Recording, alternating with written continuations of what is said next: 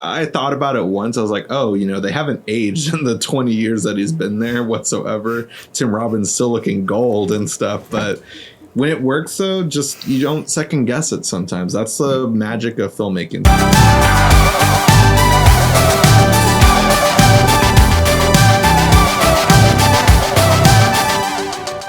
What's up, YouTube? My name is James. My name's Blaze. And never have I ever seen The Shawshank Redemption. Get busy living or get busy dying. That's damn right.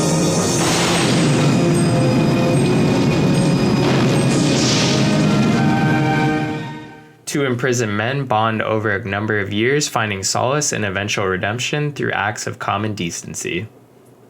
This is The Shawshank Redemption. James, it was your first time watching it. I've seen this movie, honestly, I think only once. I think it was like one of the first like real movies that I ever like watched, like sat down and actually generally appreciated. But I'm very curious to know what you thought about it for the first time. Yeah, I mean, like Stephen King movies, you kind of always think that like, oh, I'm about to watch a horror film. But no, Stephen King's written a lot of different things. Stand By Me is one of my favorite like Stephen King movies that turned into movie. Sometimes they're hit and miss and stuff. For the most part, I'd say a lot of movies are misses, which is a bummer. But this movie absolutely is not a miss 100%. Like, I love Frank Darabont and Stephen King's like collaboration with The Mist. That's one of my, I think that's one of the better movies of the 2010s. Or actually, no, that came out when I was in high school. So that was in the before 2010s. But Shawshank Redemption is just on another level, though. It's a long movie, but from beginning to end, though, you're just so enthralled and just like so into it. The characters like Red and Andy are just like so fascinating to watch, and Morgan Freeman and Tim Robbins are just great actors. Watching them and stuff, like I've always appreciated their work, but seeing them work together in this movie was fantastic, and I'm looking forward to like do this deep dive with you. How was it rewatching for you? Yeah, to say it was one of those movies where I was like kind of genuinely curious, like going back into it. I'm like, am I actually going to like, I know I remember really enjoying this film. Am I going to like this as much? I've honestly heard like, since I watched it the first time, I've heard a lot of people like kind of like poo-poo it. And I was like, I'm interested, like, is it going to hold up? I know like for me, I don't really generally love a lot of 90s movies because they're so sentimental. And I was worried going back into this movie, like, is this movie going to be overly sentimental? Is it kind of going to be like, I don't know, just like that sentimental like movie of the 90s, just kind of annoying to me, especially now. It just feels so like outdated. If you watch it in this era, like the 80s are different. They're not as sentimental. They're sometimes a little dark. They're somewhat nostalgic in a way, like the movies themselves, let alone your feelings for them. And then 90s movies are just overly sentimental. Like sometimes it just doesn't quite add up to like how like your general feeling. You're like, this just feels weird. There's like a romanticized nature of like the films themselves and like the characters in them, and then it just doesn't add up to like the stuff you watch nowadays. I didn't feel like that was the case at all. And I think a lot of like rewatching this movie, Morgan Freeman's narration is what honestly in this film, it's I think what made me so drawn to and like love narration in movies, because I know like that's something for me is like having like either third person or omniscient narration in films, like is something I enjoy. And a lot of people really dislike voiceover narration in movies to an extent. And I always like wonder like, why do I like that so specifically? And I think that this, like another film like American Beauty also is one of them where like, I think that those are the films I can pinpoint and be like, okay, that's why I like that. Because when it's done well, it's done really well. And this film really, shows that off. Let alone, I mean, the thing that's one of the most enjoyable things about this movie is just the friendship between Andy and Red. Right. Yeah. Like I kind of brought up with the rental, like when it works and stuff, like there are certain things where like a lot of people look down on voiceover saying it's cheap and stuff, and it like makes the writing easier and stuff. And there are times where I 100% agree with that and stuff. But like I said, like there are some movies where it just works and stuff, and just like you don't even think about it or second guess it. And this is definitely one of those movies. I always wondered why it was the #1 movie on IMDb, just because I remember there was like a war between like The Dark Knight, when that came out, and The Godfather, those were fighting between number one, but then The Shawshank Redemption took over and stuff. So I've always genuinely been curious about watching it and stuff. And not to say that like I've never seen it, like I haven't seen it, but there were like, I remember once watching on AMC, it's the scene where they're playing the record for all the prisoners at Shawshank and stuff. I remember watching that and I was just like, what is this and stuff? And I started watching it. And I was like really enthralled and loved what I was watching. But it was like I was watching when I was young and like I was like scared to watch rated R movies. And so I remember my parents coming home and I had to like change it and stuff. But watching it, like this is a movie that I feel like should be played for like maybe not film classes, but you should show it to like, you know, middle schoolers and stuff. Like there's some inappropriate language. And of course there's like, you know, there's talk of like rape scenes and stuff in this prison system, of course. So it is some heavy subject material, but it's like just a really fantastic film and stuff. And seeing like, you know, like race is never really a topic of the movie, but just seeing that it takes place between the 40s, 50s and 60s and stuff. That was a big time where there was a lot of racism in the country, but seeing, you know, just two guys who are in the prison system just be friends right from the get-go was, you know, awesome to see, I thought. And like I said, also, though, with like things that you kind of ignore with like movies, like one thing I ignored, like I thought about it once. I was like, oh, you know, they haven't aged in the 20 years that he's been there whatsoever. Tim Robbins still looking gold and stuff. But when it works, though, just you don't second guess it sometimes. That's the magic of filmmaking sometimes. If you have a bad movie and that's what I'm thinking about, like that just means your movie kind of sucked. Like, I'm sorry and stuff. Like I might sound biased or like, you know, just sound like I'm playing favoritism, but it worked in this movie. And like, great job, Frank Darabont. This is fantastic. Yeah. Interestingly, you bring up like kind of the race issue, which I don't think it's that. I mean, they don't really ever talk about it in this movie. I don't think I don't think it's an issue, and that's what makes kind of it so timeless is the fact that there's not really an issue there. But the most interesting thing was like looking up some of the trivia for this movie. For me, it was like Clint Eastwood, Harrison Ford, Paul Newman, Robert Redford were all considered originally for the part of Red. But in the original novel, Red is a middle-aged white Irishman with graying red hair, and that's why people call him Red, is because he has red hair. But in this movie, it's Morgan Freeman, who I think, honestly, he does such a great job. He even thinks that this is his best role he's ever done, like it's his most favorite role. I think he's incredible in it.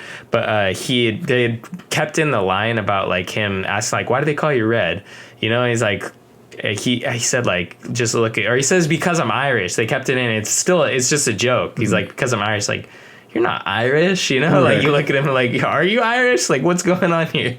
So I just thought that was like such a funny little like nod and homage to the original short story, which, you know, talking about short stories by themselves, like we watched a film earlier this week, American Pickle, that's also based on a short story. And something I had mentioned about that film, and one of my gripes with it, is it just feels like it's based on a short story. It just feels like, you know, it's just one little inkling and we just stretch this out as far as we could. There are some interesting themes in there that we do pull out of it. But at the end of the day, it still reeks of being, you know, a short. It's still, you could tell it's a short story. It's based on a short story. It still kind of feels like a short story. How'd you feel about this, knowing this is one of those? It's a famous short story because this film was originally, the rights for it was sold for like $1,000. Yeah. No, I thought it worked well. Like it's weird because it didn't feel like a short story for me. Like, honestly, this could have been a 3 or 4 hour movie, and it makes me really interested to watch The Green Mile because I might be mistaken. I don't know, but isn't The Green Mile also a short story? I'm not sure if you know, but if any of our audience watchers are like listening or watching, like let us know if The Green Mile is a short story. But now that's like one of my like, I need to watch that now after seeing this movie, I'd say. And it just feels like there's like so much material could have gone with, even though the material might not have been there. I was so genuinely like just in a high set of like enjoyment where I wanted to watch more of it, and it doesn't feel like 2.5 hours. It flies by like that. And so, you know, I was just really enjoying it. It didn't have that feel versus American Pickle. I definitely see what you meant with we watched American Pickle for fresh releases just the other day, and yeah, like that definitely felt like, okay, you're definitely trying to expand and elongate a very short to the point story, whereas this, like, it easily could have been expanded upon, and it definitely shows and worked here. Yeah, and I think one of the things that makes this movie so expansive and feel like there's one thing about it being, you said it's a little long. I can't remember the exact runtime. 2 hours and like 20 minutes, I think. Okay, yeah, and it didn't feel like it took that long. I did watch it over a couple nights, and that honestly wasn't like because it was too long or anything. It was like, oh, I'm enjoying it, 30 minutes here before bed, like kind of thing, you know?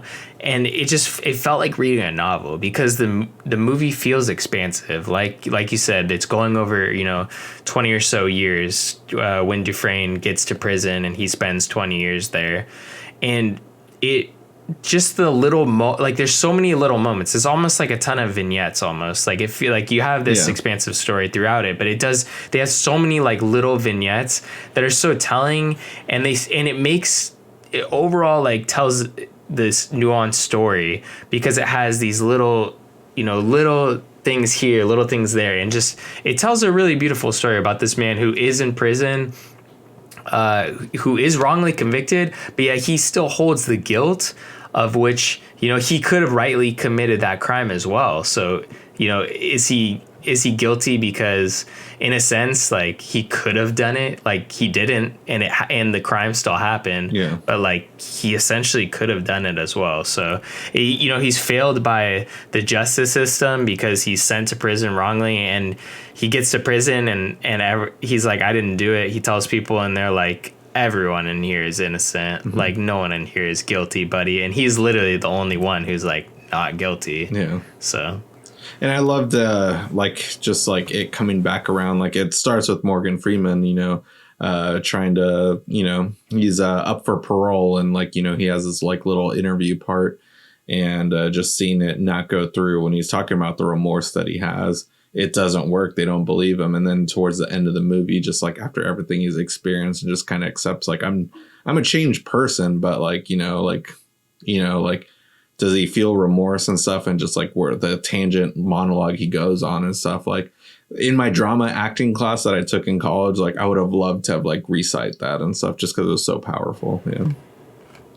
Yeah, it's definitely a powerful moment. Yeah. Like, there's many moments in this film. Even the simple moment as Dufresne, like you said, playing this opera over the speaker. He's locked all the doors and he has power to the intercom, and he puts on this beautiful singing, and everyone, like literally everyone in the courtyard is just like, what's going on? Mm-hmm. I don't know, but it's something that I wasn't experiencing before. It's like Dufresne has this freedom with his feet propped up on the desk of the warden, and everyone's listening to music, and they don't even know what they're singing about. They just know that like this isn't something that we were experiencing before. Something's like changed almost in the air, the sound waves. So it's just, there's so many little moments in there where like these men are locked up, they're in prison, but like a little sense of freedom, something that's different than their usual routines that they have, like is just welcomed by them. And seeing Dufresne, like I think one of the coolest things is like the fact that originally this film was titled, or the short story has something about Rita Hayworth's name in it because that's the poster that covers,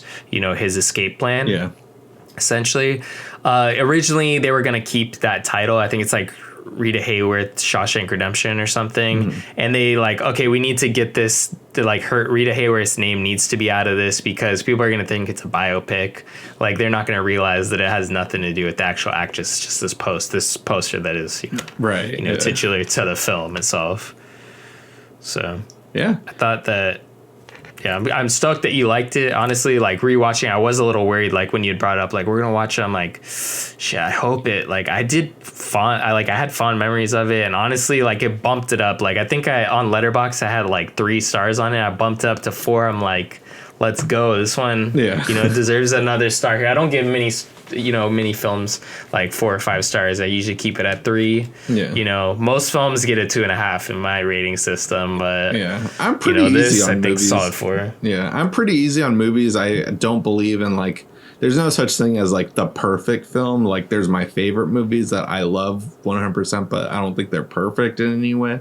But this movie is like almost there. I see why so many people like it. Is it the best movie of all time? No, but I see why it's the #1 movie on IMDb. It's very hard to dislike this movie, and it is fantastic. There's so much to like about this movie, and it just made me appreciate how much like I love Frank Darabont's work. Like just watching any interviews with him, like I really love that dude. Like he's like, I remember watching like some of the Walking Dead, like making of. It's a bummer that he didn't stick with that show past season 1. Or I think he did like half a season 2 or whatever. Like that's a whole other thing to get into, but just like makes me want to revisit the Mist, and like now I really want to check out the Green Mile. And yeah, just like this is a fantastic movie. Just like check it out for Morgan Freeman, check it out for Tim Robbins, Frank Darabont, Stephen King. Like this is just like perfect timing, and like it's definitely like a timeless movie, like you were telling me ahead of time, that just like, you know, might have felt like a 90s movie. It doesn't. It could have been made today, it felt like. Most definitely. So, guys, that is going to close this thing out. I hope you enjoyed us talking about Shawshank Redemption. Seems like we both really enjoyed the movie, and, you know, rewatching it, I felt like it really, you know, hit home. It's just such a enjoyable watch. So I definitely recommend anyone going to check that out. And if you want to support the show, the best way to do that is going and checking out the movie. We have an Amazon affiliate link in the description box below. Click that and watch the movie for yourself. After doing that, come back here, leave a comment, let us know what you thought about the movie if you haven't seen it. Let us know what you thought about, you know, us watching the movie for the first time. Really appreciate that. Smash that like button and hit that subscribe button and hit that notification bell to get all your latest updates on videos. And that's it for this week, guys. Tune in next week for a brand new Never Have I Ever.